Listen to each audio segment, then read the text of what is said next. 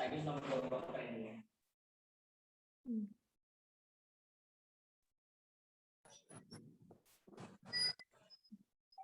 Mbak Filza, selamat datang.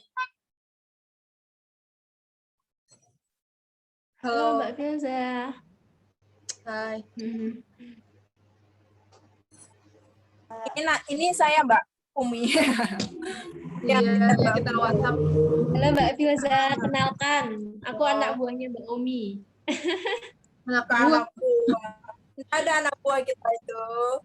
Nggak ada lah. Partner. Oke. Iya. Belum pada ngumpul ya? Belum ini, Kak. 5 menit lagi mungkin ya. Sip.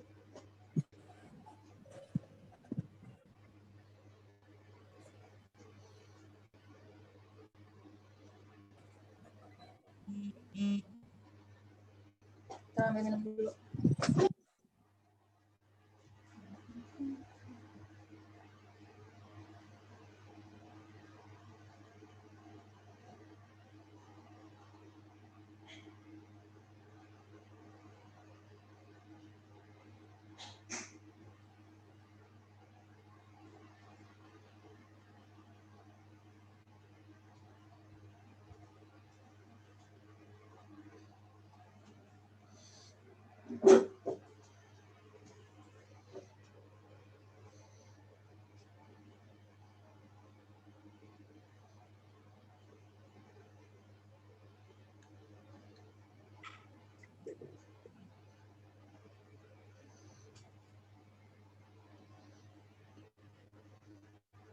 Bentar, aku minum dulu.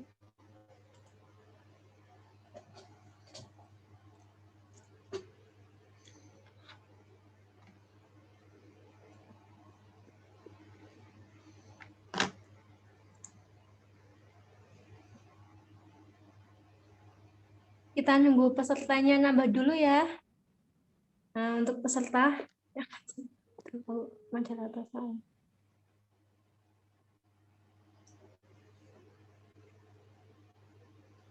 Kamu kalau mau join nggak apa-apa, Dek. Login Zoom.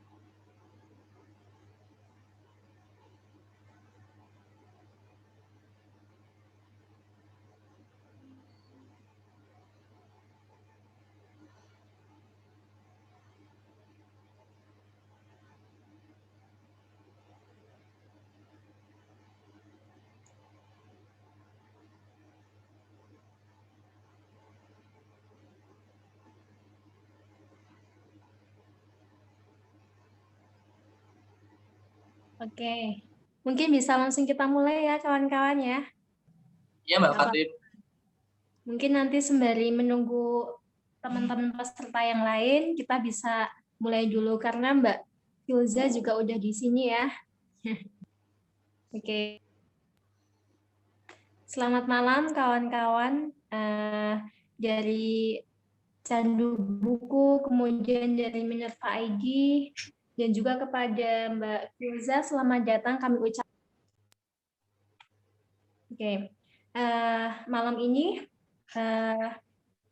sebelum kita mulai acara, perkenankan saya Fatimatur Rohmah akan memandu acara kita pada malam hari ini. Nah, sebelum nanti kita akan masuk ke topik diskusi kita malam ini, perkenankan saya untuk mengatur bagaimana jalannya diskusi malam hari ini. Nah, untuk jalan diskusi malam hari ini, yang pertama nanti yang akan mengulas adalah Mbak Leni dahulu. Nah, Mbak Leni ini adalah salah satu dari anggota di Candu Buku dan juga Minerva. Nah, selain itu nanti Mbak Leni akan mengulas bagaimana buku yang dia review, yang buku itu ditulis oleh Mbak Filza dan kawan-kawan gitu. Nah, kemudian untuk diskusi yang kedua, baru nanti kita akan masuk ke penjelasan bagaimana Mbak Filza ini menulis pengantar buku, kemudian mengulas beberapa hal yang berkaitan dengan buku tersebut, buku saku Indo Progress tersebut. Nah, untuk apa namanya, pematerinya mungkin saya bacakan atau nanti ketika masuk ke pembicaranya ya kira-kira, Mbak Omi. Langsung aja. Oh ya. Nah, untuk Mbak Fatimah sendiri, saya bacakan biodatanya ya, karena saya tadi mencoba mencari sendiri begitu. Karena ketika Mbak Omi saya tanyakan, Mbak punya CV-nya Mbak Fatimah Filza enggak? Katanya cari aja di internet. Oke lah, ini saya sudah dapat nih. Oke, saya bacakan ya biodata dari Mbak Fatimah sendiri. Nama Fatimah Filza Izati. Fatimah pakai H ya. Maaf Mbak, karena di pamflet kita agak kurang sedikit, kurang hanya. Nah, Mbak Fatimah ini sekarang aktif di editor Left Book Review Indo Progress, kawan-kawan. Nah, kemudian selain di Indo Progress, beliau aktif di Forum Islam Progresif atau FIP. Kemudian beliau juga bekerja di peneliti politik perburuhan di LIPI. Pendidikan terakhir beliau ini di SOAS University of London begitu. Nah, untuk malam ini kita akan mulai langsung saja ya ke Mbak Leni. Nanti kira-kira ulasan dari Mbak Leni ini dari mulai pukul 19.40 sampai 20.10 begitu ya. Begitu. Nah, langsung saja saya serahkan ke Mbak Leni. Silahkan. Ya, terima kasih Fatim. Terima kasih Mbak Fatimah yang sudah bersedia menjadi pematik dalam bincang buku pertama terkait dengan buku saku Indo Progress yang berjudul Buruh Feminis, Media Digital dan Demokrasi. Jadi ini saya sedikit mengulas sepenangkapan saya. Nanti semisal ada kesalahan maupun kekurangan, mohon diluruskan begitu ya Mbak Fatimah.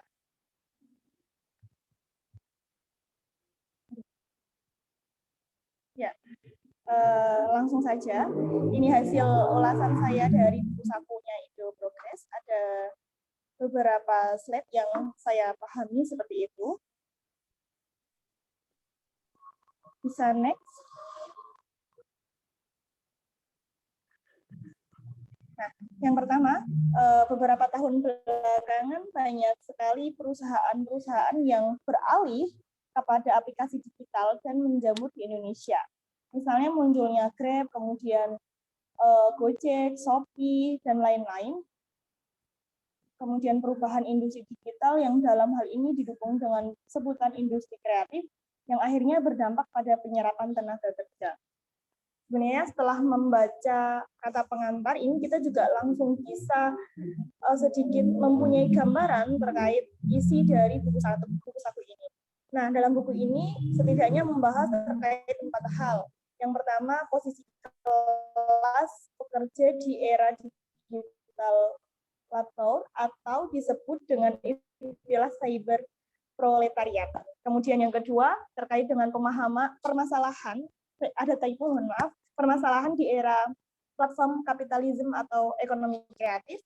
Kemudian yang ketiga soal penempatan kembali kerja reproduksi sosial sebagai pusat keseluruhan kerja kognitif. Kemudian yang terakhir itu terkait dengan emansipasi kelas pekerja dalam era teknologi. Bisa next. Nah, ini hasil bacaan dari beberapa bagian yang ada di buku, setidaknya ada 5 bagian. Yang pertama, ini bagian pertama, menjelaskan terkait dengan adanya teknologi informasi yang yang akan mengakhiri pekerjaan, kemudian terhapusnya proletariat.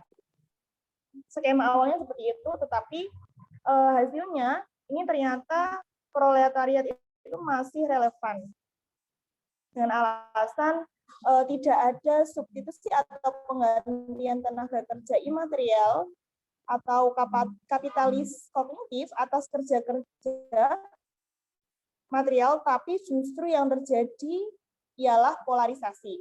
Kemudian polarisasi itu sendiri ialah teknologi tidak mengarahkan kita pada penghapusan komposisi kelas, tetapi kepada rekonfigurasi atau pembentukan ulang. Oleh karena itu tujuannya ialah untuk menentukan bentuk-bentuk eksploitasi yang berbeda. Yang berbeda ini berinteraksi, dan bagaimana interaksi tersebut dapat membentuk perjuangan proletariat cyber di masa depan.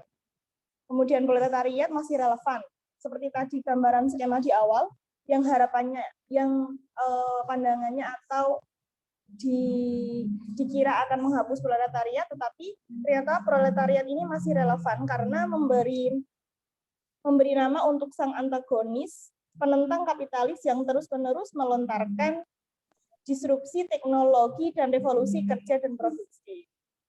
Kemudian di dalam bagian ini tidak sekedar membahas tentang serikat buruh dan negara kesejahteraan, bukan hanya soal persyaratan memberikan upah hidup bagi para pekerja, tapi pada akhirnya sebuah bentuk yang sangat manusiawi ialah penghalang yang berusaha diatasi oleh kaum kapitalis, yang di sini disebut sebagai serangan cybernetic. Kemudian bisa next.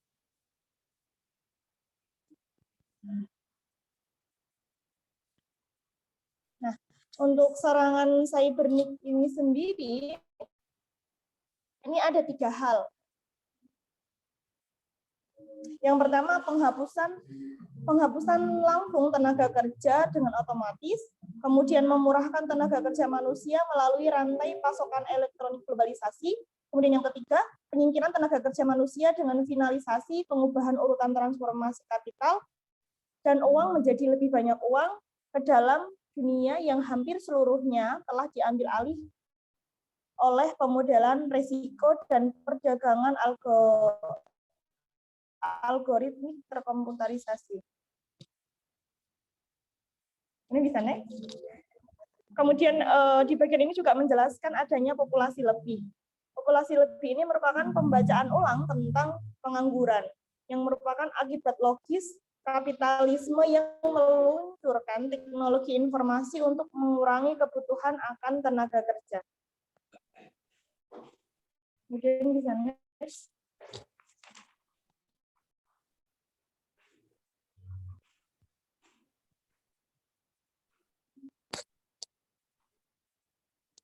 Nah, ini selanjutnya ini di bagian 2 yang saya bisa ulas terkait ini berbicara tentang buruh digital.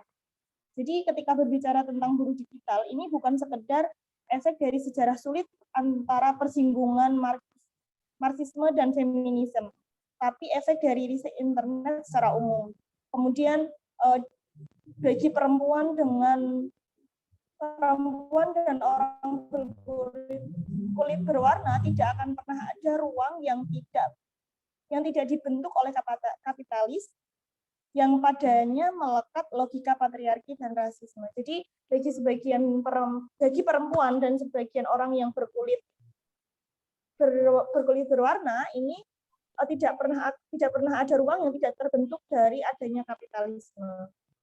Kemudian eksploitasi pekerja material yang di dalamnya ada tanda kutip hanya terjadi ketika keluar dari dapur dan masuk ke internet.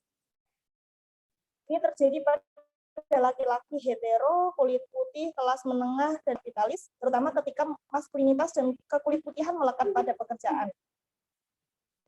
Jadi ini lebih menguntungkan untuk kaum khususnya lelaki hetero yang berkulit putih. Jadi ketika maskulinitas dan kekulit putihan masuk ke dalam dunia pekerjaan. Bisa next.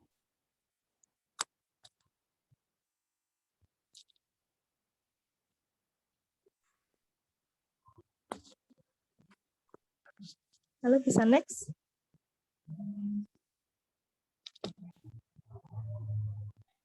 Nah, di bagian ini juga ini menjelaskan terkait dengan ibu rumah tangga digital. Jadi yang mana ibu rumah tangga ini identik dengan pekerjaan-pekerjaan domestik, kemudian pekerjaan-pekerjaan yang tidak dibayar seperti itu, tetapi di sini ada tambahan ibu rumah tangga digital. Jadi ibu rumah tangga digital ini tidak ada kaitannya dengan kerja-kerja ibu rumah tangga seperti biasanya yang identik dengan pekerjaan-pekerjaan domestik. Tetapi di sini dipakai sebagai analogi untuk mengidentifikasi bagaimana kerja-kerja yang dilakukan pengguna media digital mempunyai relasi struktural yang sama antara kapitalisme dan kerja rumah tangga. Kemudian bisa next. Nah, tadi di bagian 2 sedikit mengulas ketika memang di situ kan hanya bagi laki-laki yang berkulit putih itu, laki-laki yang memang di situ aja merugikan laki-laki yang tidak berkulit putih seperti itu ya, apalagi posisi perempuan yang mana perempuan udah menjadi subordinat antara di dalam atau efek dari dampak dari patriarki itu akan mengalami lebih diskriminasi berlebih seperti itu.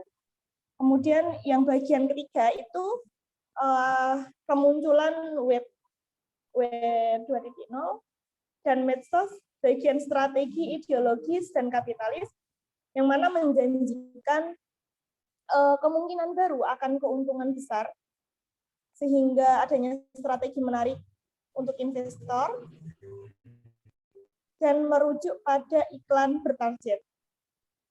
Kemudian yang kedua, dalam media sosial ini pengguna merupakan produsen di mana data dijual sebagai klien iklan Google, Facebook, Video, Weibo, DLL. Dalam pekerja medsos diistilahkan pekerja mental atau informasional kultural karena ini mempunyai dampak keseluruhan aspek masyarakat. Kemudian adanya transformasi eksploitasi pekerja pada pekerja medsos demi profit menjadi sangat relevan. Perusahaan-perusahaan menggunakan iklan memperparah eksploitasi buruh. Jadi di sini terjadi eksploitasi pekerja pada pekerja medsos ya demi profit itu seperti itu. Kemudian akumulasi primitif ini dibutuhkan kapitalisme agar tetap eksis. Bentuk kerjanya tidak dibayar, informal, kasual, dicirikan eksploitasi ini gila-gilaan. Kemudian yang terakhir dibutuhkannya penyelesaian persoalan untuk berjuang menjadikan sistem kapitalis menjadi kepemilikan bersama demokratis. Kemudian next, di bagian keempat. Di bagian keempat ini ada yang membahas terkait dengan agnotologi, yang mana ini membutuhkan aura digital. Sebuah deskripsi mengenai bagaimana penggunaan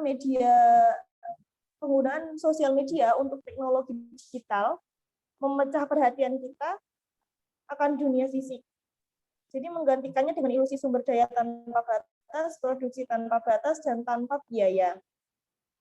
Kemudian agnotologis ini merupakan istilah umum untuk jenis ketidakpedulian yang diproduksi cara buatan.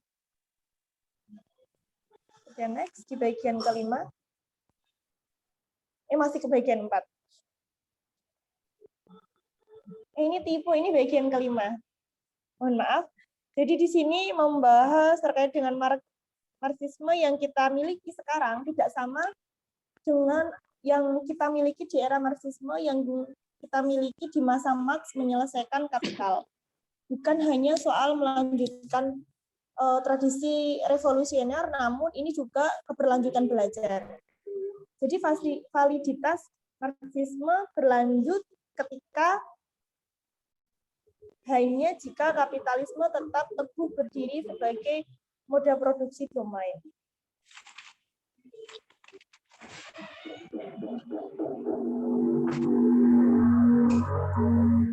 Kayaknya itu slide terakhir.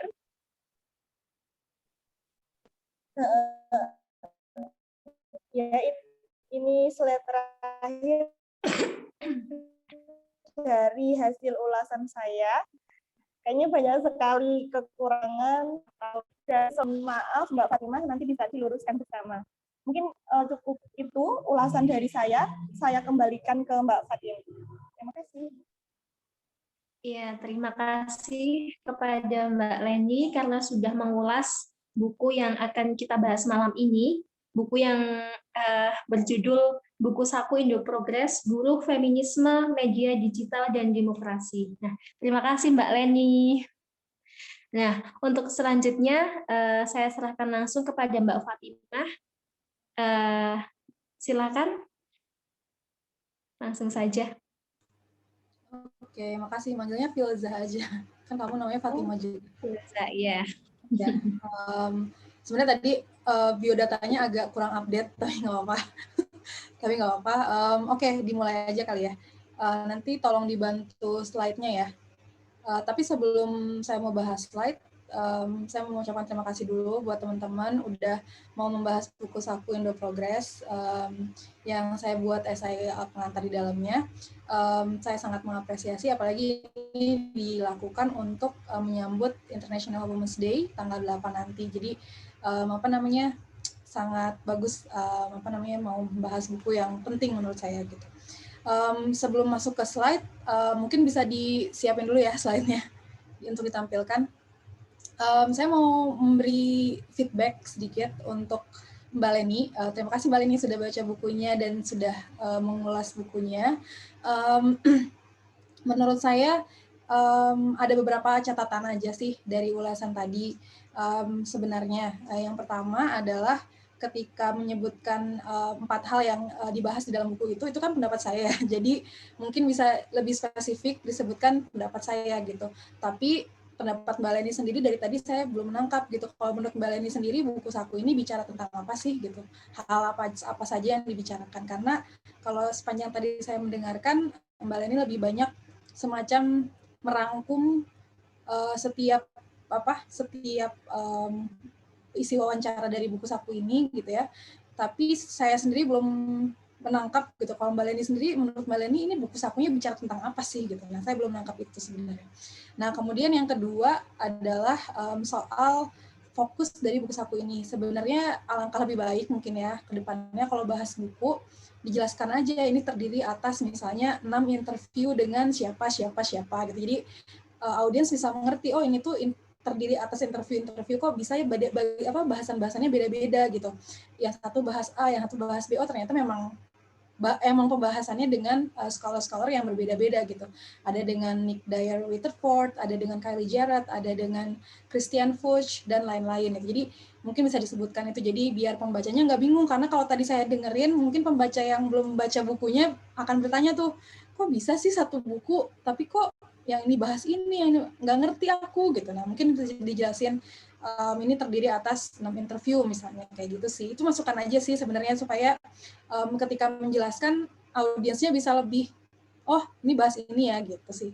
Sama yang ketiga catatan terakhir mungkin kalau saya sendiri sih ketika ini sharing aja ya. Ketika membahas sebuah buku saya sangat menghindari mengutip merangkum atau meringkas langsung dari bukunya. Jadi maksudnya saya terbiasa untuk misalnya baca dulu terus dibahasakan sendiri dengan kata-kata sendiri gitu. Jadi lebih lebih menghindari juga untuk meng-copy paste gitu. Karena tadi saya menemukan beberapa ada yang kayak disalin gitu kata-kata dari siapa gitu, terus tidak ada kutipannya segala macam. Jadi mungkin ini tradisi akademik aja sih, kayak misalnya soal istilah apa yang mungkin dijelaskan, diperkenalkan oleh siapa. Kayak tadi digital housewife itu kan istilah akademis gitu. Itu muncul dari siapa? Mungkin bisa disebutkan aja gitu.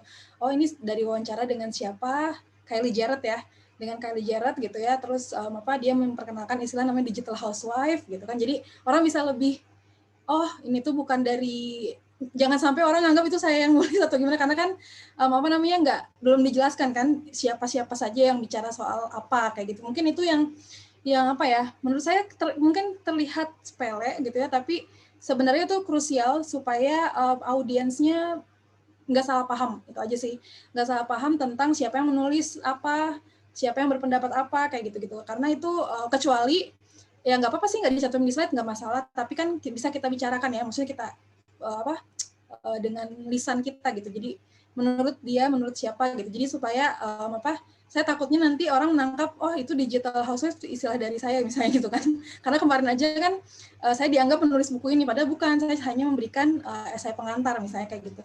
Udah sih kalau dari saya itu aja sebelum masuk ke slide, tapi menurut saya sih sangat bagus banget tadi pemaparannya, dan mungkin nanti next-nya bisa lebih memperhatikan hal-hal yang mungkin terlihat kecil tadi. Itu aja sih. Oke, sekarang kita masuk ke pembahasan TOR yang untuk saya.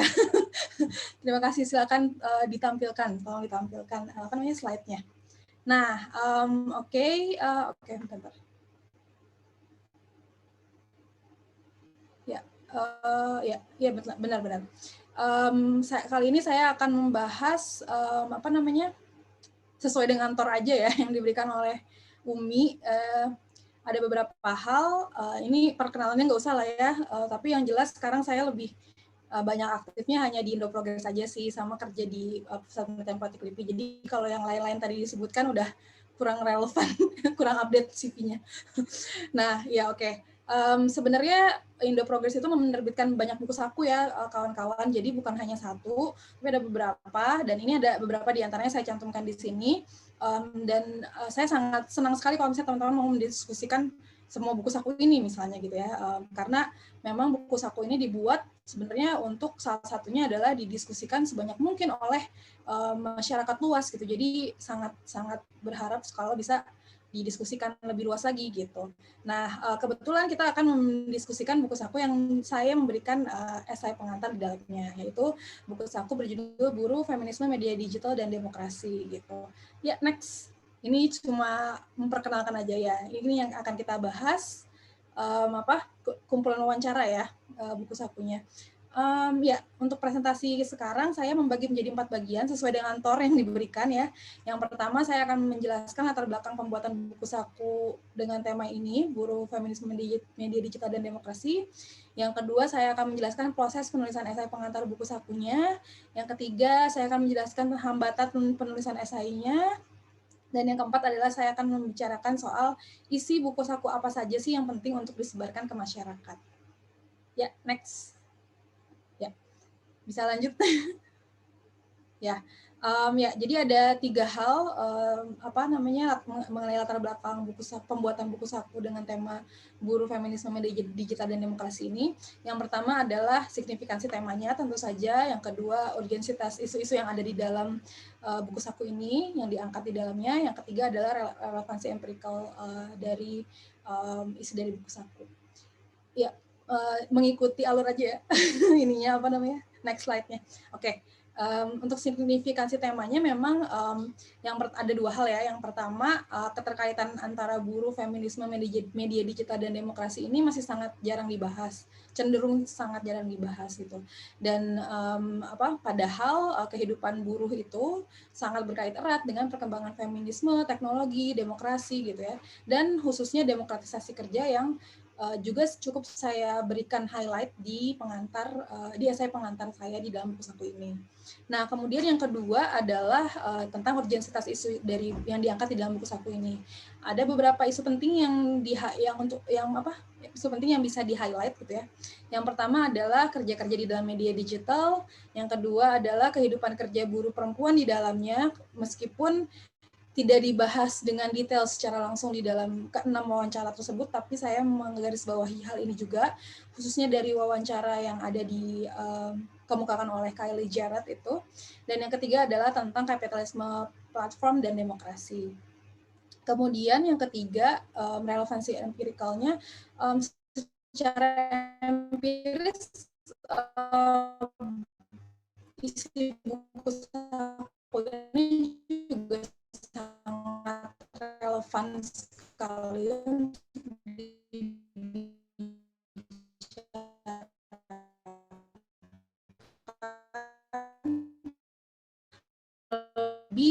kalau kita melihat riset-riset tentang kehidupan para pekerja era ekonomi gitu ya, misalnya terus relevansi empirikalnya itu seperti apa gitu.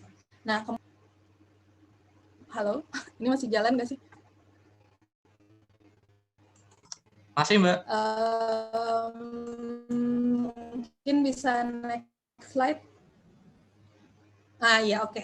Di saya mungkin jaringan saya yang kurang, proses penulisan esainya sendiri untuk pengantarnya ada 3 proses utama yang saya lakukan. Yang pertama tentunya membaca naskah buku sakunya ya, 6 wawancara tersebut gitu yang sudah dibuat gitu ya oleh editor buku saku ini, yaitu kawan Kun Ponto. Dan yang kedua adalah menuliskan pengantar secara akademis. Kemudian yang ketiga adalah terhadap pengantar yang sudah, itu ditulisnya secara akademis gitu. Nah, ini yang penting juga untuk diketahui sih sebenarnya. Next slide. Next. Apa di saya yang nggak jalan ya?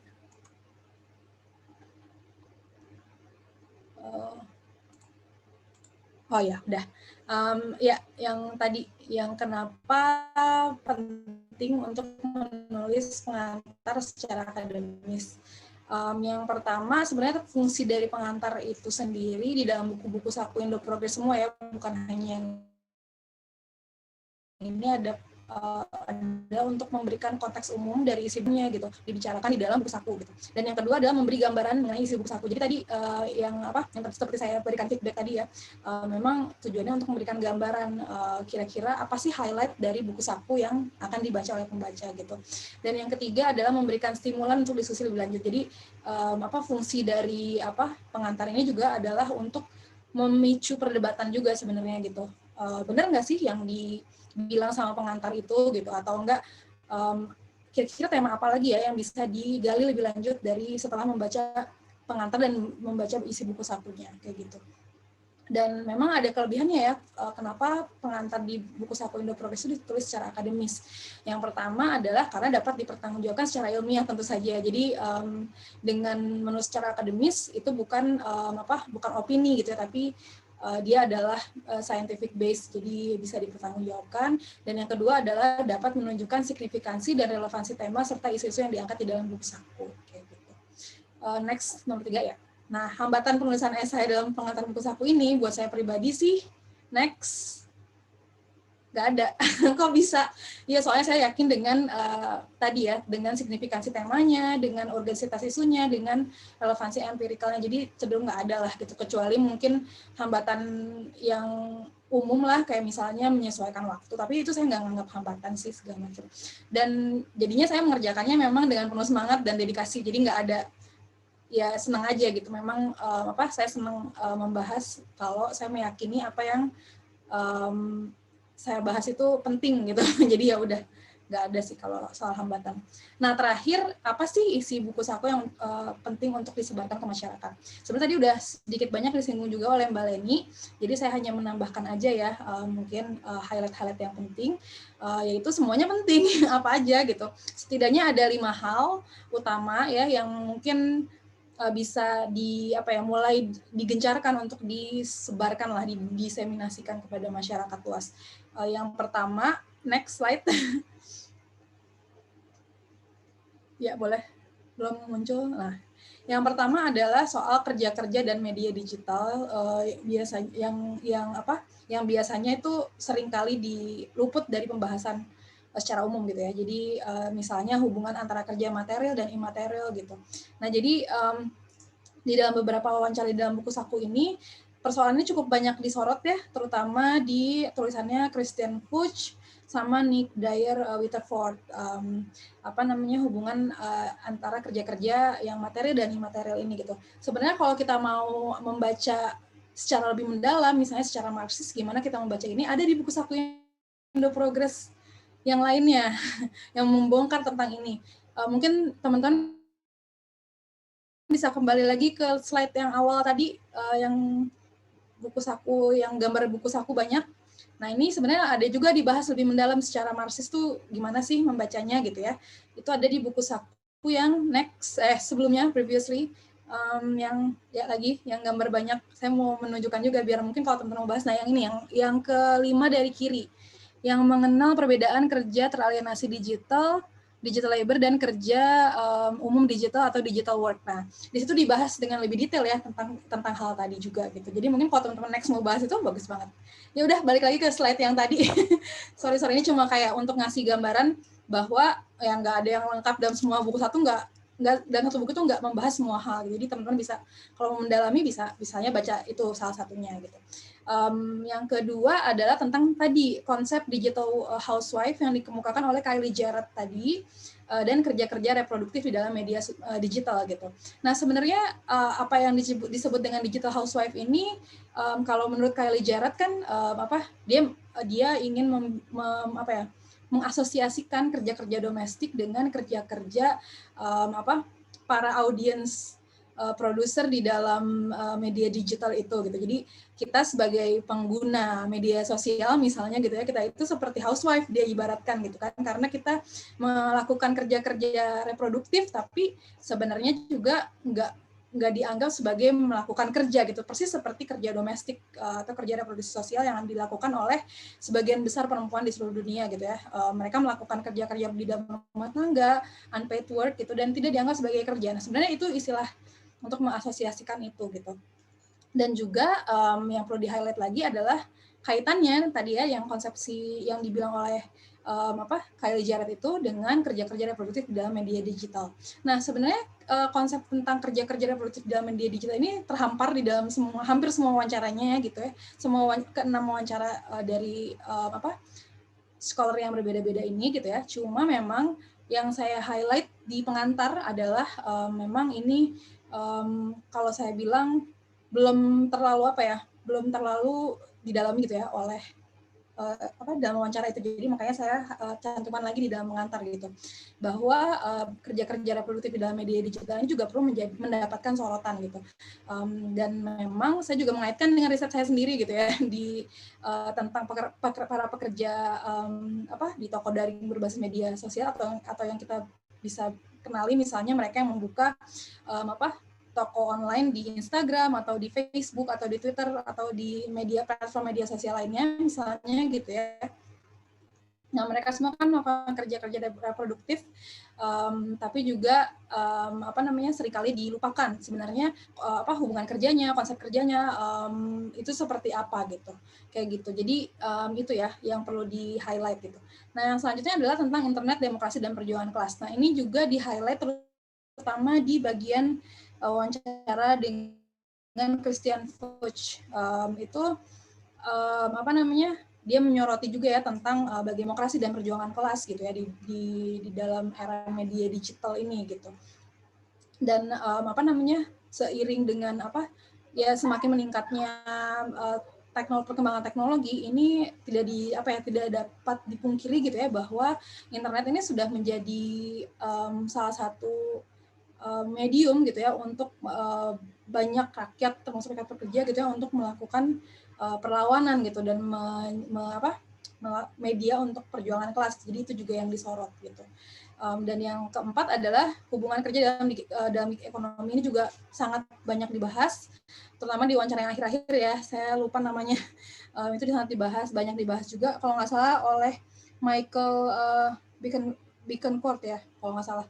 Nah itu juga dia bahas banyak tentang hubungan kerja di dalam gig ekonomi yang yang merentankan pekerjanya gitu ya. Jadi para pekerja di dalam gig ekonomi ini hubungan kerjanya semakin rentan karena berbagai faktor yang dia jelaskan gitu ya. Salah satunya adalah kalau yang saya sebut di pengantar buku saku ini faktor adanya hubungan partnership yang mengilusi hubungan kerja. Misalnya kalau saya kasih contoh ilustrasi di Uber atau di aplikasi ride hailing kayak Gojek, Gokar dan lain-lain gitu ya, Grab segala macam itu kan selalu disebut para pengemudinya itu adalah mitra dari perusahaan gitu, padahal bukan mitra tapi pekerja gitu. Nah, ada tujuan untuk mengelabui ada tujuan untuk menyebut mitra tadi gitu, yaitu untuk mengelabui hubungan kerja tadi gitu.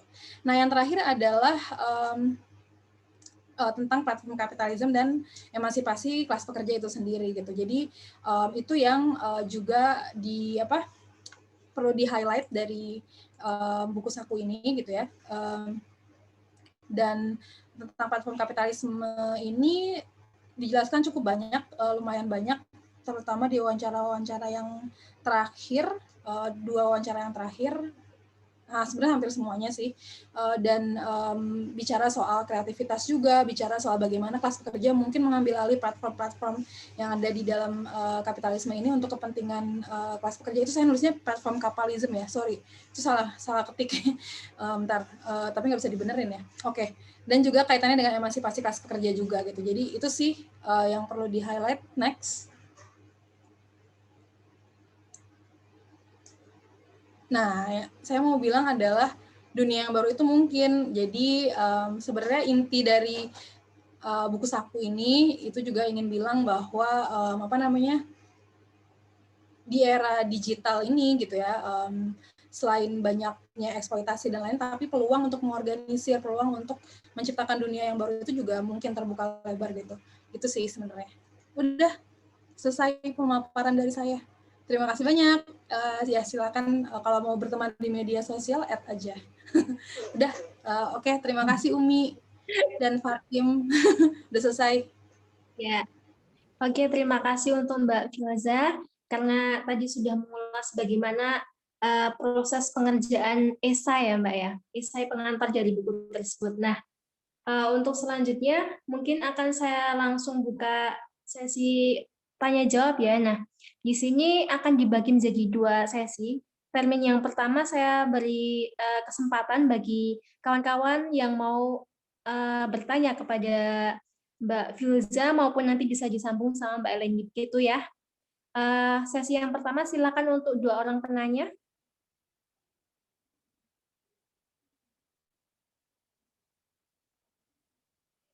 Silakan bisa dibuka ininya, mute-nya.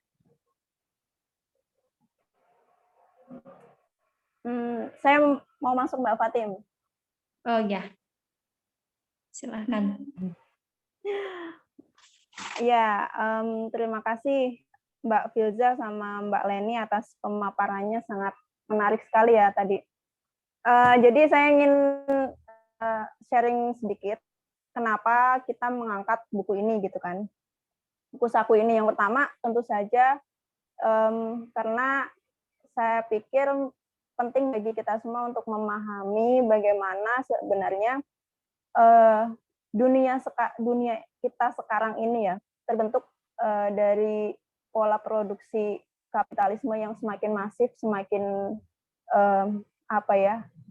bertransformasi ke dalam berbagai bentuk termasuk dalam dunia digital yang saya lihat cenderung tidak banyak disadari gitu ya. Yang pertama mungkin itu. Nah, yang kedua soal spesifik buku ini karena kesulitan saya sendiri untuk mencerna buku ini gitu ya.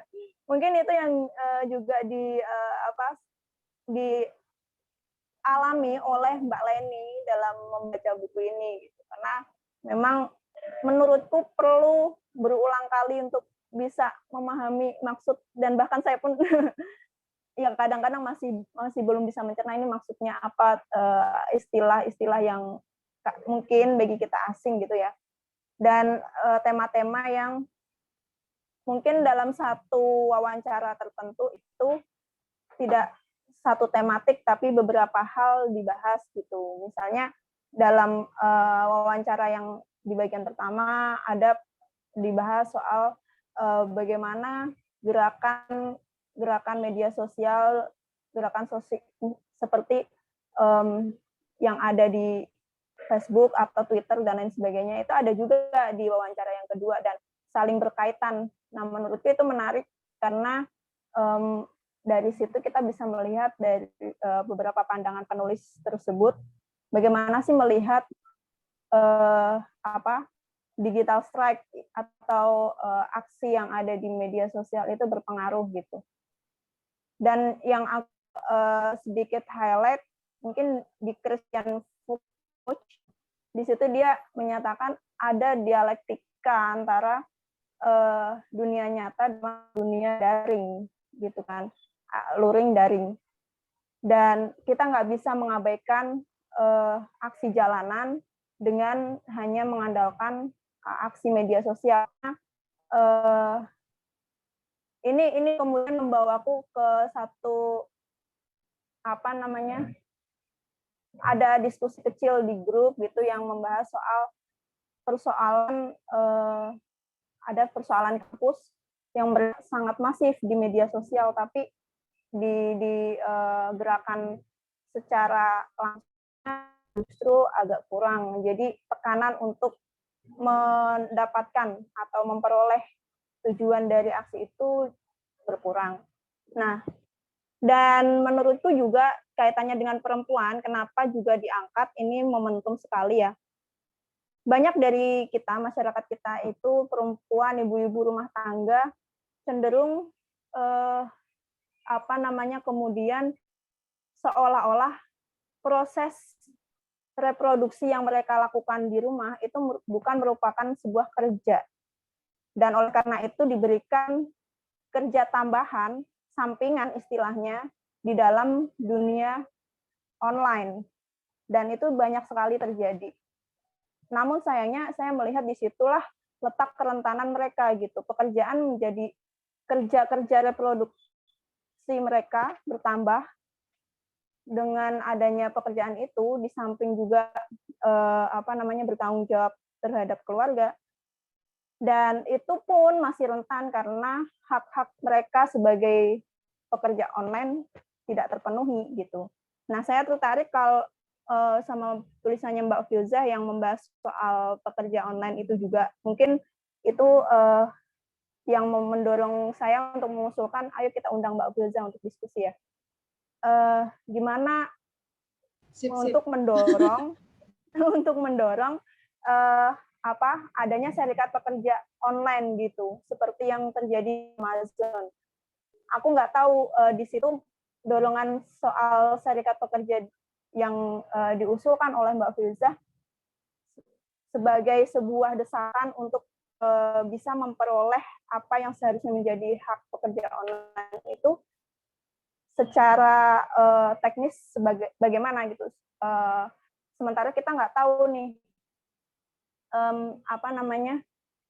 hukum aja di negara ini seperti tidak melihat mereka sebagai salah satu pekerja ya. Kalau kita di UU Ketenagakerjaan juga ya belum spesifik juga menganggap pekerja online ini bagian dari buruh yang mestinya mendapatkan hak-hak, misalnya jam sostek dan lain sebagainya. Ini seperti kita menguntungkan. Ini hal-hal yang sebenarnya lebih banyak menguntungkan si pemilik alat produksi, pemilik platform dan juga mereka yang memiliki barang tersebut. Artinya kayak reseller gitu kan seharusnya mereka juga mendapatkan hak sebagaimana orang-orang yang mengiklankan barang orang lain gitu ya. Nah, di situ saya mulai berpikir kalau kita menciptakan serikat pekerja untuk online ini tuh model mobilisasinya seperti apa? Aku belum bisa membayangkan. Aku makanya mungkin Mbak Firza bisa berbagi seperti apa sih kalau di Amazon yang kemudian katanya berhasil dengan tuntutan mereka. Mungkin itu. Oke. Ya, thank you Umi, penjelasannya benar banget sih. Emang kerja-kerja mereka yang punya misalnya toko online gitu ya di berbagai macam platform media sosial misalnya, itu seringkali dilupakan dan bahkan nggak dianggap kerja ya, karena adanya feminisasi kerja itu ya. Jadi nilai-nilai patriarkal itu digunakan untuk kasih nilai lebih gitu. Jadi perempuan dianggap sebagai extra earner aja atau pencari nafkah tambahan aja dan lain-lain, jadi pekerjaannya nggak dianggap. Nah, soal riset saya sebenarnya bisa aja sih dibicarakan, tapi mungkin nggak di sini ya, karena kan itu bukan pembahasan buku saku ini. Jadi kalau misalnya mau bahas riset saya sih bisa aja. Cuma kalau saya boleh menyinggung sedikit, riset saya ini memang berkaitan sih dengan buku saku ini ya, karena membahas tentang pekerjaan-pekerjaan yang muncul di dalam toko daring berbasis media sosial gitu ya. Dan saya mengidentifikasi ada beberapa jenis kerja di dalamnya, ada beberapa jenis pekerja juga gitu. Sebenarnya bisa sih cuma saya sih mengharapkan kita diskusinya stick sama isi bukunya supaya kita bisa explore aja sebenarnya buku saku ini tuh ngomongin apa dan apa sih yang bisa kita pelajari. Dan tadi terima kasih banget Umi masukannya soal bahwa buku sakunya masih agak sulit untuk dicerna gitu ya. Itu menjadi masukan banget supaya mungkin nanti entah di pengantarnya mungkin esainya bisa memberikan lebih banyak gambaran, misalnya lebih membantu pembaca gitu, atau misalnya di penerjemahannya mungkin yang bisa kita improve lagi gitu supaya lebih mudah untuk dibaca oleh lebih banyak audiens misalnya, atau mungkin cara kita memilih teks kata-katanya atau segala macam, itu bahan evaluasi yang bagus banget sih. Jadi mungkin bisa ke depannya buku sakunya biar bisa dibaca oleh lebih banyak orang, itu lebih dapat mengerti gitu. Karena memang kalau yang saya lihat sih memang buku saku Indo Progress rata-rata kan dikerjakannya ini ya kalau nggak terjemah, jadi diterjemahkan dulu gitu kan, terus nanti dikasih pengantar kayak gitu. Dan memang mungkin audiensnya masih belum menyasar yang seluas mungkin ya, masih yang cenderung terbatas juga ya pembaca Indo Progress misalnya. Jadi kedepannya bisa banget sih jadi masukan untuk lebih bisa membuat tone di dalam tone bahasa itu bisa lebih dipahami. Jadi makasih banget masukannya, bagus banget. Terus untuk yang tadi serikat ya Umi ya, kalau soal serikat pekerja online, kalau berdasarkan riset saya sendiri sih untuk formulanya nggak ada ya, maksudnya formula khususnya tuh harus gimana gitu. Cuma saya menyoroti karena saya menemukan beberapa jenis pekerjaan di dalamnya, jadi dikaitkan dengan itu aja gitu. Cuma gimana strategi segala macam, bisalah di sesi yang lebih detail sebenarnya gitu.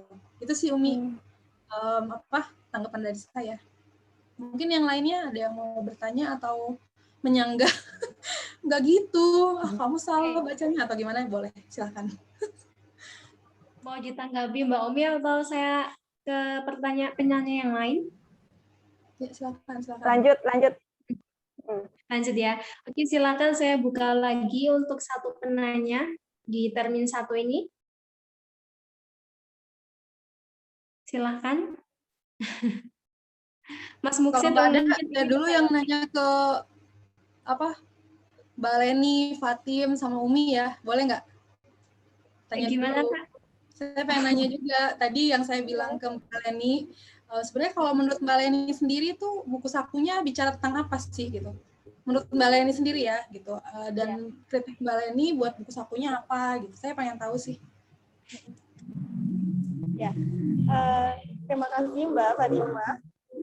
Jadi seperti yang tadi disampaikan Mbak Umi, saya juga banyak mengalami kesulitan untuk memahami isi dari buku saku tersebut terkait dengan bahasa-bahasa, kemudian istilah-istilahnya itu membuat kita pembaca itu harus membaca berulang-ulang kali seperti itu. Jadi saya hampir frustasi tadi, hampir frustasi ketika mencoba merangkum apa yang ada di buku saku ini, dan sampai akhirnya menemukan beberapa sedikit pencerahan walaupun kurang memuaskan seperti itu ya. Jadi mohon maaf kepada Mbak Fatimah ketika memang banyak kesalahan. Jadi menurut saya isi dari buku saku ini nggak apa-apa Mbak Leni, cuma pengen tahu aja pendapat Mbak Leni. Ya, santai. Isinya itu lebih banyak membahas terkait dengan teknologi informasi. Jadi terkait dengan revolusi industri, tetapi terkaitannya dengan perempuan agak sedikit sangat sedikit sekali yang dibahas di buku tersebut. Lebih ke industri digital, kemudian teknologi informasi, kemudian revolusi industri seperti itu. Tetapi kaitannya dengan kalau kaitan dengan buruh ada, tetapi untuk spesifik ke perempuannya masih minim. Jadi mungkin untuk masukannya sih seperti tadi yang disampaikan Mbak Umi, lebih mudah dipahami bahasa-bahasanya, kemudian istilah-istilahnya itu lumayan berat. Begitu Mbak kalau menurut saya. Ya, makasih Mbak Umi masukannya. Ya, pastinya itu akan jadi masukan yang berharga banget sih buat kita di Indo Progress. Next kalau bikin buku saku mungkin lebih banyak penjelasan ya tentang istilah-istilah yang mungkin berpotensi dianggap membingungkan oleh pembaca gitu ya, mungkin kayak gitu. Ya, silakan yang lain. Fatim, juga saya pengen denger nih pendapatnya Fatim. Gimana? Sambil menunggu yang lain bicara nih, terus dipancing dulu kayaknya. Ya. Mancing-mancing dulu memang Mbak. Kalau saya sendiri sih mungkin sama dengan Mbak Leni sama Mbak Umi. Ketika saya membuka dari mulai sampulnya nih, warnanya pink, kemudian bikin kepo Mbak sebenarnya. Cuman ketika saya scroll ke bawah kan saya dapat bukunya nih, buku digital, bukan yang buku asli begitu ya. Saya baca itu kok bukunya ya memang cukup sulit untuk dipahami, tapi saya di sini itu hanya membaca tulisan dari Mbak Filza aja. Nah, dari tulisan Mbak Filza aja saya sudah cukup merasa kebingungan gitu loh. Banyak yang muncul kata-kata yang istilah yang sulit, seperti ada platform digital, platform kapitalisme dan lain-lain begitu Mbak. Itu mungkin karena saya memang belum terlalu memahami begitu ya. Ya, terima kasih Fatim. Iya benar sih memang sebenarnya kan penulis yang baik itu seharusnya bisa menjelaskan ke audiensnya itu istilah-istilah yang susah jadi mudah gitu. Nah itu memang perlu dilatih terus ya. Dan saya sih inginnya bisa kayak gitu. Misalnya platform kapitalisme itu harus bisa dijelaskan ke semua orang itu apa gitu. Saya sih pengennya bisa gitu. Nanti mungkin di next buku saku akan diusahakan kayak gitu ya. Jadi masukannya sangat bagus banget dan memang terkadang tapi dengan catatan juga ya, dengan beberapa catatan terkadang tuh memang dalam satu buku gitu ya, nggak cuma buku saku aja tapi semua buku deh gitu, ada hal-hal yang memang kita bikin kita berkerut gitu, bikin kita bingung gitu, karena memang itu tujuannya misalnya untuk kita mempelajari lebih dalam tema itu misalnya itu segala macam gitu. Jadi sementara itu gitu bisa juga sambil kita mencari-cari juga gitu ya, ini sebenarnya yang maksud apa. Dan memang salah satu tujuannya juga itu ya, untuk menggali keingintahuan kita gitu, sebenarnya apa sih yang dimaksud dengan ini, kok kayak ribet banget ini, coba saya cari yang lain, kira-kira yang lain ngomong apa, mungkin kayak gitu juga sih. Jadi ada dua sisi itu ya kalau menurut saya sih gitu. Iya. Gitu. Ini gimana nih yang lainnya? Ayo Fatim diajakin. Yang lain, ayo mungkin. Ini masih ada Hajem Salsabila, ya. Berempat. Iya nih, gimana nih? Apakah kita cuma berempat di sini? Yang lain, silakan Devi. Yang lain, ayo dimunculkan videonya biar kelihatan gitu loh berpartisipasi dalam diskusi ini. Halo, Assalamualaikum. Waalaikumsalam. Boleh ikut ini ya, ngobrol, tapi mohon maaf, videonya belum bisa ditampilkan, Mbak.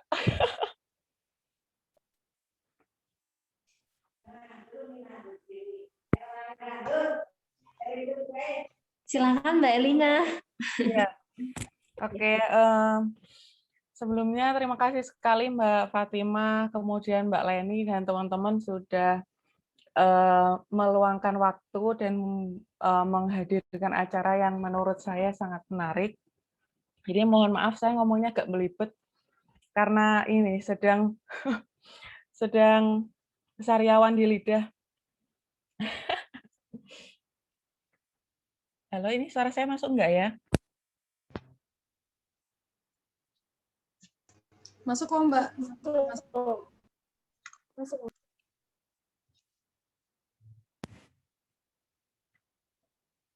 Iya.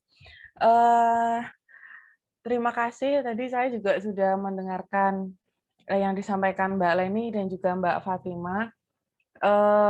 Sebenarnya saya juga ingin menghabiskan seluruh buku ini, tapi karena ini ya baru sempat memegangnya itu di hari ini dan baru bisa menghabiskan kata pengantarnya. Kalau yang belakang hanya lewat saja. Tapi jujur saja ini Mbak, ketika membaca pengantarnya saja saya tuh sudah terkagum-kagum sih sesungguhnya. Ada begitu banyak istilah baru yang bagi saya dan sesungguhnya kalau mungkin teman-teman tadi merasakan kesulitan, mungkin iya juga, tapi kalau saya lebih ke apa ya, ada kebahagiaan ketika membaca ini, wah ini istilah keren nih, baru nih, dan apalagi kemudian Mbak Fatima dengan sangat rinci mencantumkan rujukan-rujukan yang bisa kita cari gitu. Itu kan ada beberapa rujukan jurnal internasional yang saya kira itu bisa kita baca lebih lanjut. Itu saya sangat ini Mbak, apa ya, bahagia gitu ketika membaca kata pengantar dari Mbak Fatima. Dan apalagi mungkin ini teman-teman kalau penikmat movie, itu kan juga beberapa hari terakhir ini kan sedang booming ya Mbak, film tentang digital platform, kemudian industri digital. Ya kita sebut saja mereknya startup ya, yang baru saja booming gitu. Dan itu juga sudah dibahas oleh Mbak Mary Riana dan lain sebagainya. Nah, ketika saya membaca pengantarnya Mbak Fatima, saya juga teringat ini dengan apa yang saya tonton di startup dan juga Mbak Mary Riana bahas.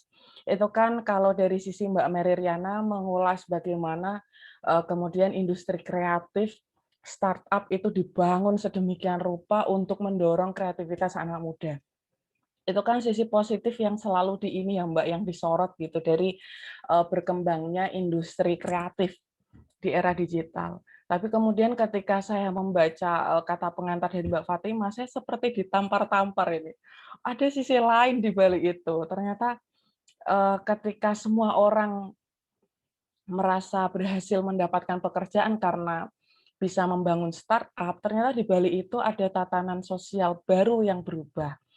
Seperti yang tadi disebutkan oleh pengulas dan Mbak Fatima, bahwa ini nih kelas-kelas para pekerja baru itu muncul, dan ini yang harus disorot nih karena hak-hak mereka juga yang rentan dan kemudian kurang mendapat perhatian mungkin ya. Itu juga lolos gitu karena semua orang matanya tertuju pada sisi positif dari kehadiran startup. Nah, saya kira sesungguhnya buku ini akan sangat menarik dan harus kita sebarluaskan ke banyak orang karena ini ya perlu membangun kesadaran bersama bahwa oke, startup itu bagus, pemerintah terus mendorong ke sana, tapi kita juga jangan sampai lupa nih ada hal-hal yang harus atau wajib dipenuhi oleh perusahaan atau pemberi kerja yang selama ini lolos gitu. Tadi misalnya hak untuk keselamatan kerja, kemudian hak pembatasan jam kerja. Selama ini kan sering ya kita jumpai yang dicontohkan Mbak Fatima itu Uber, Grab, dan lain sebagainya. Kalau kata Mbak Fatima itu mereka digunakan istilahnya mitra, tapi sesungguhnya enggak, ini kelas-kelas proletariat saja yang kapanpun dengan by system tidak manusiawi, mereka bisa diputus hubungan kerjanya dengan alasan cara kerjanya kurang kita menganggap sebagai pelanggan itu kurang maksimal hanya karena misalnya kalau yang pernah terjadi itu kan tidak mengembalikan kembalian 200 perak itu misalnya. Tapi kemudian pengguna merasa tidak puas menggunakan sistem bintangnya dikasih satu, kemudian perusahaan melakukan ulasan dan itu diputuskan hubungannya satu pihak, dan itu ternyata impact-nya juga banyak. Nah, ini ternyata banyak sekali hak-hak yang terabaikan. Nah, tadi juga Mbak Umi itu sudah menyampaikan, oh ini perlu nih kayaknya kalau membuat serikat buruh untuk yang online juga nih dan lain sebagainya. Nah, memang ini sih kalau saya pribadi setelah membaca baru kata pengantarnya saja, terima kasih Mbak Fatima, sangat membuka mata.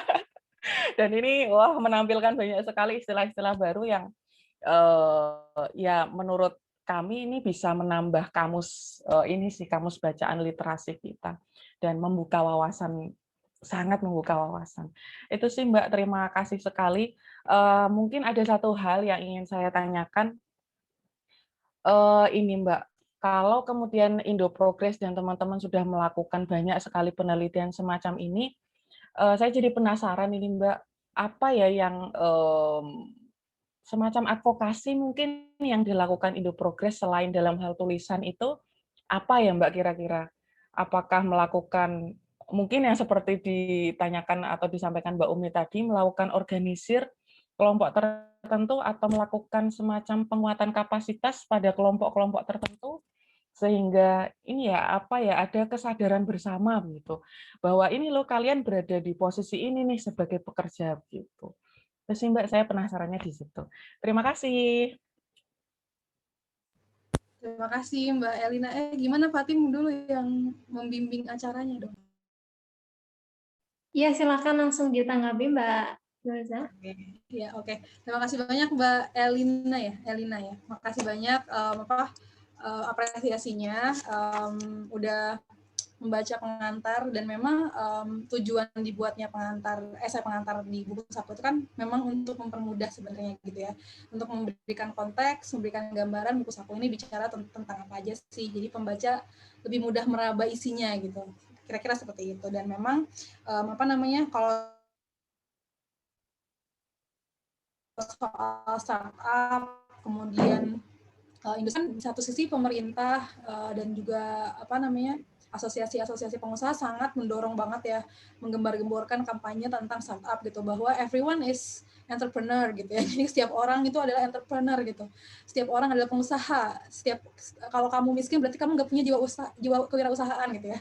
Nah, kayak gitu kan sangat digembar-gemborkan gitu. Tapi kalau diperiksa lagi sebenarnya beneran nggak sih yang ada di dalam startup itu semuanya wirausaha, semuanya pengusaha gitu? Sebenarnya kan nggak juga gitu. Dan memang itu yang jadi kajian saya juga dan beberapa teman juga gitu ya, tentang dan banyak sekolah di seluruh dunia udah bahas tentang itu ya, tentang bagaimana sih ilusi entrepreneurship dan juga partnership gitu ya di dalam ekonomi digital ini sangat digaungkan banget gitu ya, baik oleh negara maupun oleh kelas kapitalis gitu. Dan itu yang perlu dibang gitu, itu yang perlu dibongkar gitu memang gitu. Dan karena apa? Karena impact-nya itu sangat luas ya, sangat luas terhadap kesadaran pas pekerja di sektor itu terutama gitu. Jadi banyak misalnya para pekerja di startup merasa, oh saya bukan pekerja gitu, saya ini entrepreneur, saya ini pengusaha gitu. Jadi kalau saya kerja lembur ya karena saya punya passion di situ gitu. Jadi saya nggak apa-apa nggak dibayar, yang penting saya menyalurkan passion saya gitu. Jadi kalau misalnya ada yang sampai nggak tidur berpuluh-puluh jam, kemudian sakit, dan bahkan ada yang misalnya sampai sakit keras atau bahkan meninggal, misalnya itu dianggap sebagai bagian dari dedikasi atau passion gitu. Itu kan bahaya ya. Jadi dibongkar gitu ya, penting untuk dibongkar kayak gitu. Dan memang usaha untuk membongkar tentang ilusi-ilusi entrepreneurship, ilusi-ilusi partnership di dalam hubungan kerja yang marak di era digital ini sudah mulai banyak dilakukan sebenarnya gitu. Dan pengorganisiran menjadi salah satu tujuan utamanya gitu ya, bagaimana kalau dari saya sendiri misalnya, bagaimana agar para pekerja di toko daring berbasis media sosial itu bisa berserikat misalnya kayak gitu ya, bagaimana sih strategi yang harus dilakukan gitu. Dan juga usaha-usaha pengorganisirannya juga memang sudah cukup ada lah ya gitu. Kalau bisa dibilang nggak juga gitu, ada, tapi memang belum masif banget gitu. Dan ya kayak gitu. Jadi itu sih kalau soal yang startup tadi ya. Mungkin semoga bisa sedikit memberikan jawaban atau gambaran. Dan memang saya sangat mendalami isu ini juga gitu. Jadi kalau misalnya mau, ada beberapa kajian saya juga sih yang saya tulis di jurnal dan juga di buku gitu tentang itu sih, secara khusus ada sekitar 5 tulisan atau 6 tulisan. Nanti mungkin kalau mau baca lebih detail saya bisa kasih link-linknya, baca yang mana aja misalnya untuk memperdalam lagi tuh Mbak Elina gitu. Nah, terus yang pertanyaan kedua ini menarik juga tentang apa sih advokasi yang dilakukan oleh Indo Progress selain tulisan. Nah, sebenarnya ini perlu dipahami juga tentang apa sih advokasi itu gitu. Jadi sebenarnya kan kalau Indo Progress adalah media yang menghubungkan scholar dan aktivis gerakan sosial gitu ya, untuk kita bisa, ini adalah media kolektif untuk kita bisa memberikan kemajuan di dalam gerakan sosial berbasis kelas gitu ya, melalui ilmu pengetahuan gitu. Jadi kita adalah bentuk advokasi dari Indo Progress sendiri itu adalah memberikan platform untuk scholar-scholar, aktivis-aktivis gerakan sosial yang ingin menyuarakan kepentingan gerakan sosial gitu. Jadi kalau kita belajar misalnya tentang pentingnya media di dalam di dalam perjuangan kelas gitu ya, itu bisa juga tuh nanti kita bahas aja Umi bikin diskusinya misalnya tentang cultural hegemony, tentang macam-macam gitu, itu bisa juga kita bahas gitu ya, pentingnya media alternatif gitu ya di dalam perjuangan kelas. Itu penting banget gitu, karena di tengah media-media mainstream yang kalau ada berita orang demonstran gitu ya, terus meninggal ditembak, beritanya malah demonstran cantik ini ya, malah kayak gitu ya, di tengah berita-berita yang kayak gitu, tentunya media yang bisa menyuarakan teori-teori revolusioner, teori-teori yang progresif itu penting gitu ya, dan juga bisa mengabarkan perjuangan-perjuangan kelas pekerja di daerah atau di berbagai tempat, itu juga penting banget. Jadi itu sih gambaran sedikit gambarannya gitu ya. Kalau misalnya untuk mengadvokasi, mengorganisir misalnya masa tertentu, sebenarnya kalau Indo Progress sih mungkin melalui menciptakan kelas-kelas gitu ya. Sekarang ini kan Indo Progress juga mengadakan kelas ya, jadi belajar gitu, kelas untuk belajar gitu tentang teori-teori. Nah, mungkin teman-teman juga bisa daftar gitu, dan kami juga akan melakukan beberapa hal lah yang tidak bisa di sharing banyak juga, maksudnya mengorganisir seperti apa di mana, tapi yang jelas ya media itu sendiri bisa sebagai media, Indo Progress sendiri adalah alat untuk berjuang juga gitu. Jadi itu yang perlu dilihat ya gitu. Kalau misalnya yang konkretnya misalnya mengadvokasi di mana gitu, mungkin awak-awak dari Indo Progress sendiri yang banyak melakukan itu gitu ya. Tapi kalau misalnya secara organisasinya misalnya gitu, apakah melakukan GR gitu atau misalnya melakukan apa gitu ya, ya nggak seperti itu, karena perjuangannya adalah tadi ya di medianya itu sendiri, dia sebagai alat untuk memberikan platform itu sendiri kayak gitu. Jadi gitu sih kalau jawaban dari saya. Nanti mungkin kalau teman-teman tertarik untuk diskusi soal pentingnya media alternatif sebagai alat perjuangan kelas, itu penting banget juga sih, untuk supaya pengertian advokasinya itu juga lebih luas gitu, nggak cuma sebagaimana yang dipahami secara tradisional misalnya gitu sih. Itu saran aja. Kayaknya menarik sih kalau untuk diperbincangkan ya, karena kan sekarang udah mulai banyak ya bermunculan media-media alternatif, dan itu menarik sih untuk diperbincangkan menurutku sih. Mungkin bisa jadi ini memicu diskusi yang baru, sebenarnya bagus juga ide untuk diskusi lanjutan. Gitu Fatim, kurang lebih begitulah Mbak Elina. Oke, mungkin bisa menjawab pertanyaan dari Mbak Elina ya. Dari Mbak Elina mungkin ingin menanggapi lagi atau saya sambung ke penanya yang lain? Cukup mungkin ya. Iya, cukup. Oh ya, terima kasih. Silakan untuk penanya yang lain, masih saya beri kesempatan karena waktu kita masih sampai jam 9:30 nanti. Ya, masih panjang waktunya.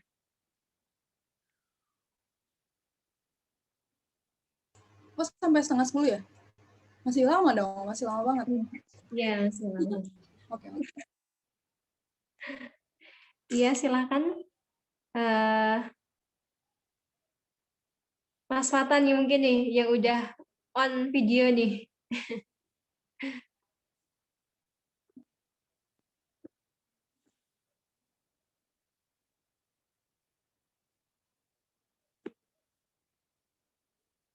Silakan.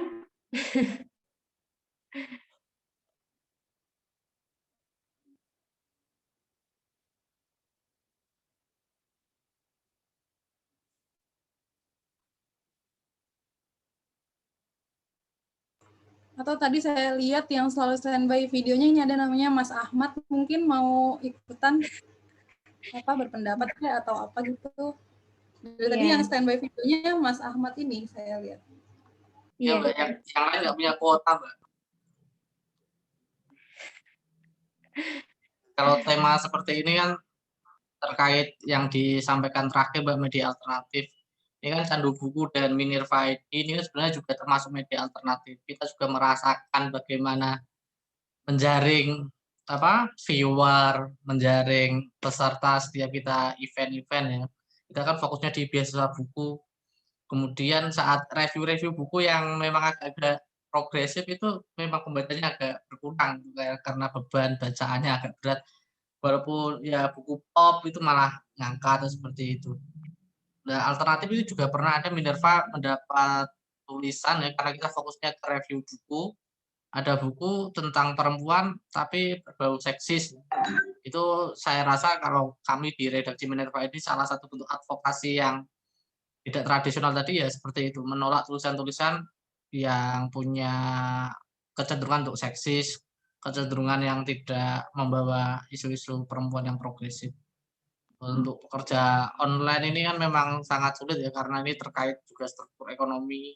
Kemudian sebagai dunia ketiga kita belum punya, karena ini juga ada diskursus tentang hak paten, kita tidak ada transformasi teknologi, kita dunia ketiga hanya dikasih teknologinya, membuat ya isu-isu perempuan tertinggal, kemudian ada hak-hak terabaikan pekerja di sektor dunia digital ini sebenarnya tidak boleh kita kaget karena ini hal-hal yang sangat wajar. Tapi kita beruntung masih ada orang-orang yang lihai ya menangkap isu ini untuk diperbincangkan, dan saya juga sekilas cuma baca pengantar dari buku ini, memang perlu hal-hal seperti ini lebih dibahasakan lebih populer.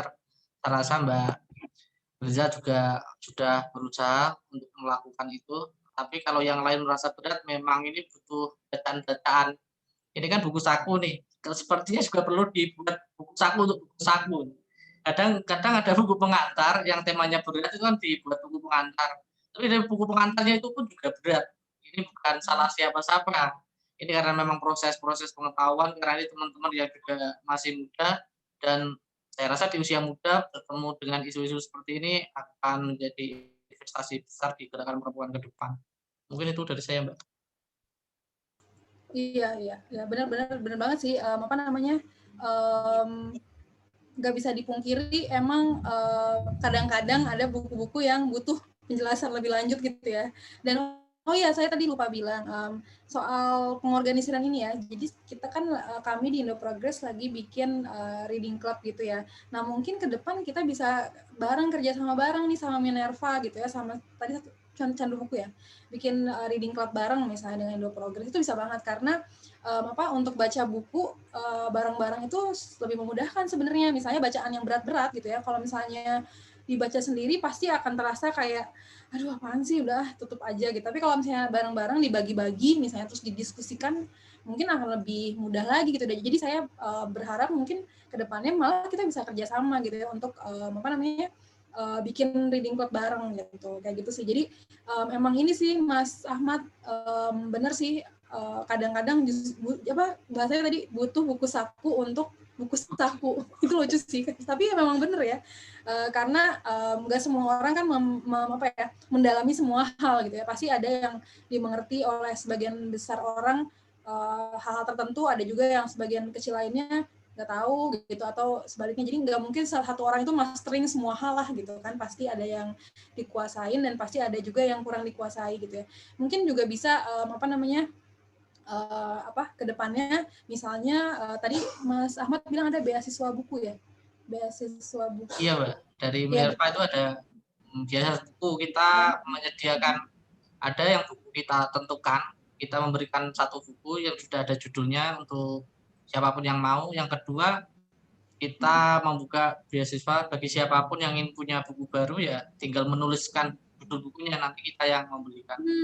Ya itu bagus banget sih, jadi menstimulus banyak orang untuk bikin review buku gitu ya, karena memang bener sih review buku itu terlihat gampang gitu ya, cuma isinya aja apa, ternyata sebenarnya susah juga gitu review buku itu, karena kita harus bisa menjelaskan kan isi bukunya apa gitu kan, tapi juga di luar itu kita memberikan opini kita gitu kan, pandangan kita terhadap buku itu gitu. Jadi memang wah ini bagus banget gitu, dan saya malah jadi kepikiran nih Mas Ahmad, mungkin dari Minerva bisa tuh kirimin misalnya review buku Kiri ke Indo Progress gitu misalnya gitu, nanti kita kerjasama aja gitu di beasiswa buku itu kan bisa juga tuh, kalau ada yang mau ngirim nanti dikasih beasiswa buku tadi, itu menarik banget sih. Jadi bisa menstimulus orang untuk lebih mau baca minimal gitu kan ya, kalau review buku kan mau nggak mau harus baca kayak gitu kan, jadi bagus banget sih. Nanti sama Mbak Umi, Mbak, saya redaktur senior di Minerva itu.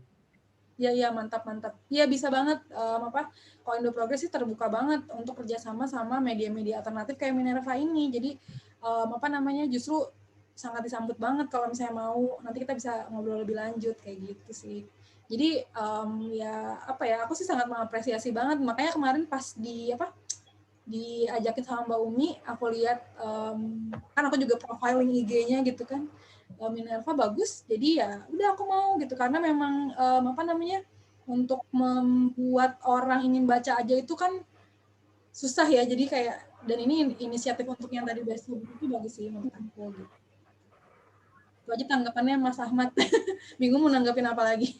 Oh ya, tadi sebelum lupa, tadi kan Mbak Leni bilang di dalam buku sakunya justru kurang membahas aspek feminismenya gitu ya, kalau nggak salah. Halo Mbak Leni. Iya, Mbak. Iya, benar. Iya, benar ya. Tadi ya. Tadi Mbak Leni bilang gitu. Ya benar sih, saya juga merasakan seperti itu gitu ya. Dari 6 wawancara misalnya yang cukup mengulas soal perempuan secara lebih spesifik kan hanya wawancara dengan Kylie Jarrett itu ya. Dia membahas tentang privilege laki-laki kulit putih dan bagaimana perempuan itu selalu disingkirkan deh gitu. Nah itu memang hanya di satu wawancara ya cenderung, meskipun di yang wawancara-wawancara lainnya ada sedikit disinggung gitu ya. Dan memang justru itulah yang saya berusaha tampilkan di pengantar esainya gitu. Jadi sebenarnya gitu sih. Memang kalau kita baca nuansa feminismenya itu kalau di dalam wawancara-wawancaranya hanya kita temukan di yang wawancara dengan Kylie Jarrett itu ya. Itu sebenarnya sih, jadi emang saya juga mengakui gitu ya, kalau yang lain-lain memang cenderung kurang bahas tentang feminisme itu sendiri gitu sebenarnya sih. Jadi saya setuju dengan pendapatnya Mbak Leni tadi ya. Ya, gitu. Udah kayaknya semua udah saya tanggap ini. Gitu. Silakan lanjutkan Fatim. ya, sebentar ya. Oke, masih ada slot satu lagi untuk satu penanya. Silakan nih yang lain yang baru gabung mungkin.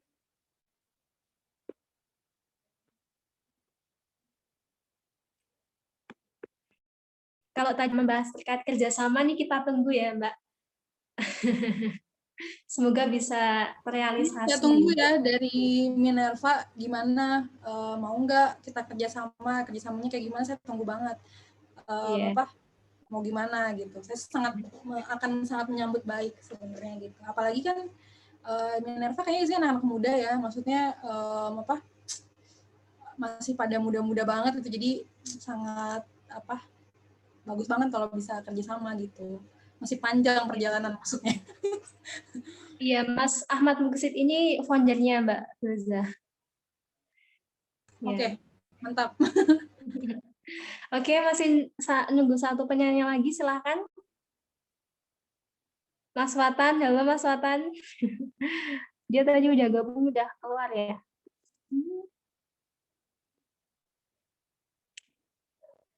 Yang lain silahkan yang ingin memberikan pertanyaan lagi mungkin.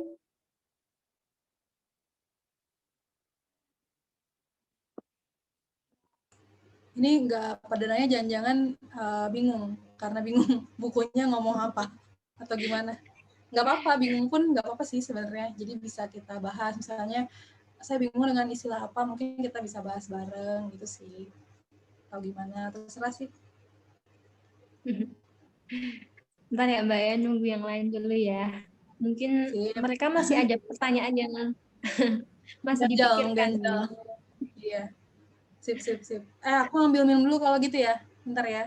Haus Ya soalnya. silahkan Mbak, nggak apa-apa. Aku kirim minumannya lewat online Mbak.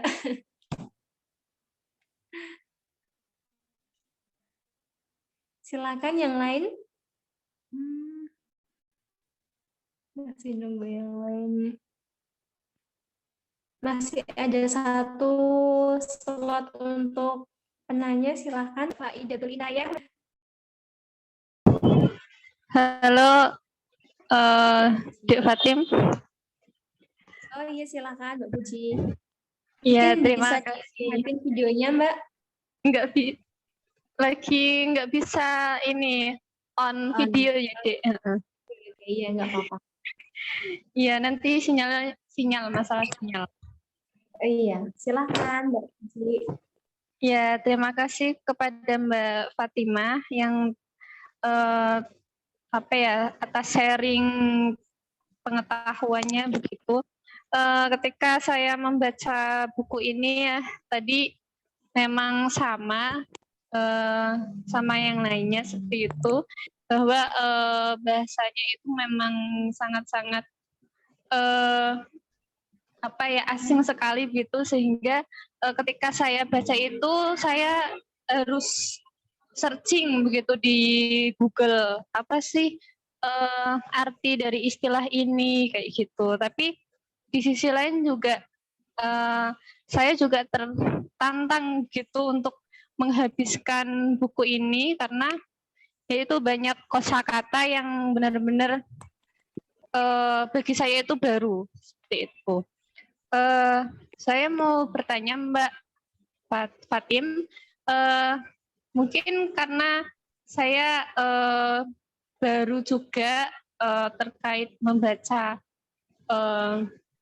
buku-buku yang sangat sulit, terutama di bagian media sosial, yaitu saya sangat jarang sekali untuk membaca buku soal topik tersebut gitu.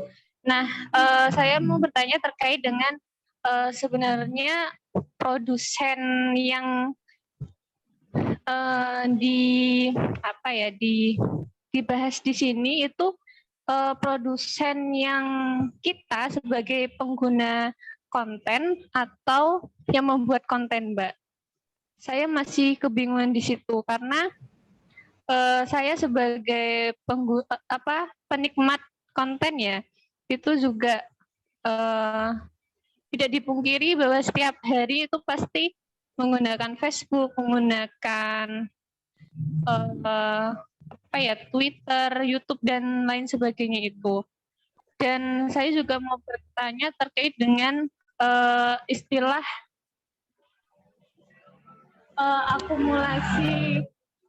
akumulasi primitif, Mbak. Itu tadi soalnya saya cari di Google itu masih bingung gitu. Terima kasih Mbak Fatim. Ya, sebentar ya Mbak ya. Ini mau langsung dijawab Mbak Hilzah? Ya boleh, terserah Fatim aja, kan Fatim moderatornya. Kan langsung ditanggapi aja Mbak. Oke. Tadi ada 2 pertanyaan. Ya. Apa aja tuh? Yang pertama kalau tanggapan Mbak Puji selaku pembaca, dia masih merasa kebingungan, itu respon dia. Nah, untuk pertanyaan pertama, Mbak Puji ini sebagai pemula pembaca bacaan yang istilahnya tingkat tinggi gitu loh Mbak. Nah, dia di sini bertanya sebenarnya produsen yang dibahas di dalam buku itu kita sebagai pengguna atau pembuat konten begitu, karena tidak dipungkiri dalam keseharian itu kita sering menggunakan IG, kemudian Facebook dan sosial media yang lain. Kemudian pertanyaan yang kedua itu Mbak Puji menanyakan istilah akumulasi primitif Mbak. Gitu aja. Ya, oke. Terima kasih. Mbak Puji sama Fatim ya udah menyarikan pertanyaannya. Nah, untuk yang pertama tentang apa namanya tadi, produsen itu yang dimaksud di dalam buku saku ini apa sih, siapa gitu ya. Jadi kalau yang saya baca di dalam buku saku ini yang disebutkan oleh, bentar saya cek dulu, oleh Christian Fuchs ya, yang dimaksud produsen ini adalah kita sebagai pengguna media sosial. Jadi aktivitas kita itu misalnya di media sosial, di Instagram, terus di Twitter dan lain-lain, meskipun kita nggak bikin konten gitu ya, aktivitas kita like konten orang gitu atau kita memberikan komen gitu-gitu tuh adalah itu yang dimaksud oleh Fuchs di situ sebagai produsen. Jadi nggak mesti si pembuat konten gitu. Jadi misalnya kasih contoh, saya punya Instagram gitu ya, saya nggak mesti upload foto gitu ya atau posting story gitu ya, tapi saya melike postingannya Umi sama Fatim misalnya gitu ya di Instagram, itu adalah memproduksi algoritma gitu kan jadinya. Nah, itu yang dimaksud oleh Christian Fuchs itu gitu. Jadi kita sebagai pengguna media sosial gitu. Nah, semoga menjawab ya. Jadi itu yang bukan kayak Atta Halilintar gitu yang bikin, bukan hanya itu, tapi kita sendiri sebagai pengguna yang nonton juga itu adalah yang dimaksud oleh Christian Fuchs sebagai produsen itu sendiri gitu. Cuma makanya itu dikritikkan oleh bukan kritik, makanya itu jadi objek kritik gitu oleh Kylie Jenner yang tadi di Digital Housewife itu. Kita sebagai pengguna internet gitu ya, kita melakukan kerja-kerja seperti housewife gitu ya, yang reproduktif, yang tidak dibayar gitu ya di dalam internet dan media sosial kayak gitu. Jadi ada hubungannya gitu. Nah, kemudian yang kedua tentang akumulasi primitif. Sebenarnya ini konsep yang sangat dasar gitu ya di dalam ekonomi politik Marxis itu sendiri. Kalau Marx bilang akumulasi primitif itu adalah dosa asali dari kapitalisme gitu. Apa sih akumulasi primitif? Akumulasi primitif adalah perampasan alat-alat produksi dari tangan kalau dulu itu dari tangan para petani gitu ya, petani pemilik tanah gitu. Jadi perampasan tanah misalnya gitu ya, perampasan alat produksi gitu ya dari para pekerja itu disebut dengan akumulasi primitif kayak gitu. Gampangnya seperti itu gitu. Nah, tapi kalau penjelasan detailnya ada juga gitu, dan mungkin bisa dipelajari di Minerva, mungkin nanti membahas secara detail konsep akumulasi primitif bisa juga gitu. Cuma gampangnya seperti itu, di perampasan alat-alat produksi dari tangan produsen gitu ya oleh untuk segelintir orang atau kelas kapitalis kalau sekarang gitu. Jadi itu sih penjelasannya. Semoga menjelaskan ya Mbak Puji. Karena kalau mau menjelaskan yang lebih elaboratif lagi, bisa juga sih kita bikin aja sesinya ekonomi politik gitu. Nanti kita bahas akumulasi primitif dan perkembangannya sampai sekarang, misalnya bisa juga sih. Kayak gitu, bentar-bentar saya cas dulu. Ya udah Fatim, kalau dari saya segitu sih tanggapannya. Silakan kalau ada tanggapan balik. Ya. Ini masih ada waktu 30 menit nih.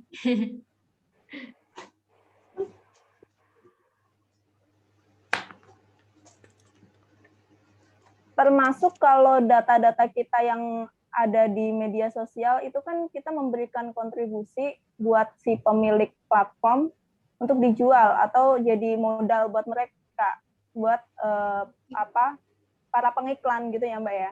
Kita nonton iklan aja bisa menghasilkan nilai buat mereka gitu. Iya, jadi kayak kalau misalnya teman-teman pernah nggak sih ngalamin misalnya tiba lagi mikirin pengen makan apa, tiba-tiba di Instagram muncul iklan tentang makanan itu gitu ya. Itu karena algoritma searchingan kita itu di Instagram men-searching misalnya tteokbokki gitu ya.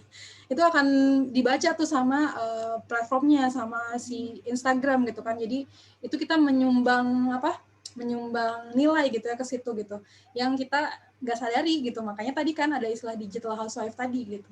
Gitu sih gampangnya. Jadi sebenarnya dikasih kok ilustrasinya ya, tadi benar kata Umi kayak gitu. Jadi lumayan meskipun memang mungkin contoh-contohnya masih belum terlalu dekat mungkin ya dengan keseharian kita ya, nggak ada contoh konkret kayak misalnya tadi yang saya bilang Instagram story atau Instagram iklan di Instagram misalnya atau apa, misalnya contohnya kayak gitu sih gitu. Tapi kalau misalnya tadi pertanyaan Mbak Puji soal akumulasi primitif, memang sih disinggung di dalam buku ini, cuma itu kan yang yang dipakai itu untuk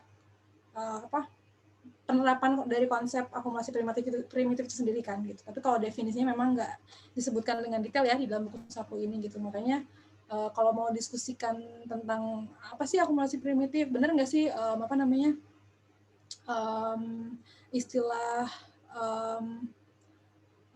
akumulasi primitif ini udah berkembang lebih lanjut jadi accumulation of dispossession misalnya atau apa, benar nggak sih kayak gitu? Atau jadi mungkin ada pembahasan lebih lanjut juga bisa sih gitu, mungkin di diskusi yang berbeda gitu. Boleh Mbak, lain kali kita bikin diskusi soal ini, membahas terutama ya kalau secara definisi Marx seperti apa akumulasi primitif yang dulu, dan didefinisikan buku apa sih yang rekomendasi buat memahami akumulasi primitif dalam konteks hari ini gitu. Oke. Terutama dalam hal media digital. Ini yang tadi yang nanya Umi bukan sih? Di saya nge-lag. Iya. Oh ya, iya saya Mbak. Oke. Kalau untuk akumulasi primitif sih yang klasik yang harus banget dibaca awal-awal tentunya Kapital ya. Yang ditulis oleh Marx, karena dia jelasin soal itu di situ. Terus buku-bukunya David Harvey, sebenarnya itu perdebatan sih apakah misalnya accumulation by dispossession itu bentuk dari akumulasi primitif yang kekinian gitu atau gimana. Dan juga buku-buku tentang kalau terkait sama media digital, mungkin yang tadi saya sebut ya, buku saku yang tentang yang tadi saya